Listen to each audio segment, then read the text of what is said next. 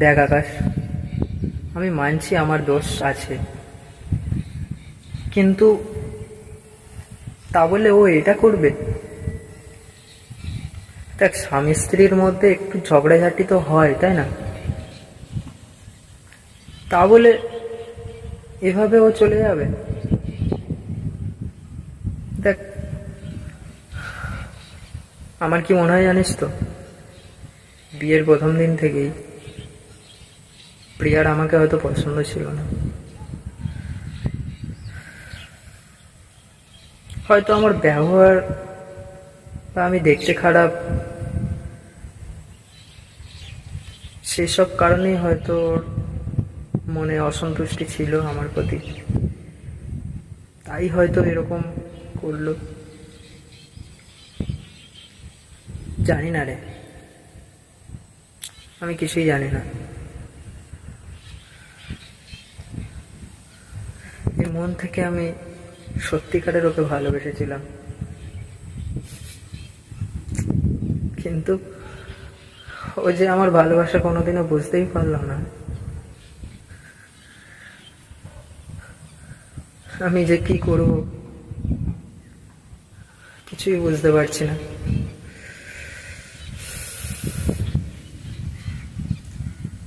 শেষবার একবার চেষ্টা করে দেখবো ওকে ফিরিয়ে আনার, আর যদি ফিরে আসতে না চায়, জোর করবো না। কারণ জোর করে কোনোদিন না কাউকে ফিরিয়ে আনা যায় না, কারোর ভালোবাসা পাওয়া যায় না।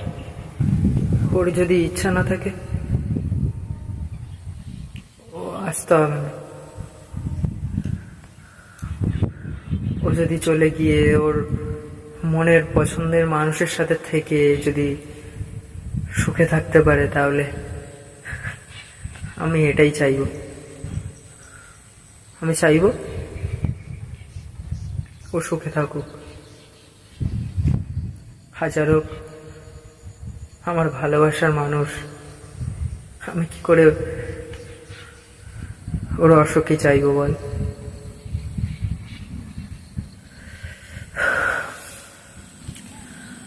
আর কয়েকদিন পরেই আমি চলে যাব,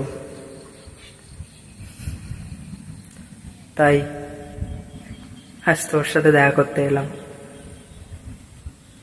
ভালো থাকিস তুইও। একটা কথা কি জানিস তো, একা থাকা না খুবই ভালো।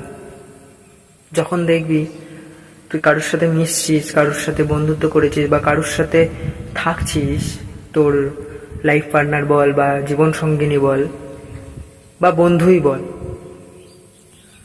যখন সে তোকে ছেড়ে চলে যাবে না, তখন তোর মনটা না খুব একা হয়ে যাবে, মানে খুব কষ্ট পাবে।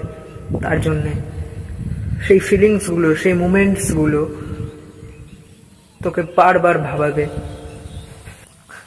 কাঁদাবে। তাই ভাই একটা কথাই বলবো, কখনো কাউকে ভালোবাসবি না, কারোর সাথে থাকবি না, একা থাক, দেখবি হ্যাপিলি থাকবি, খুব ভালো থাকবি।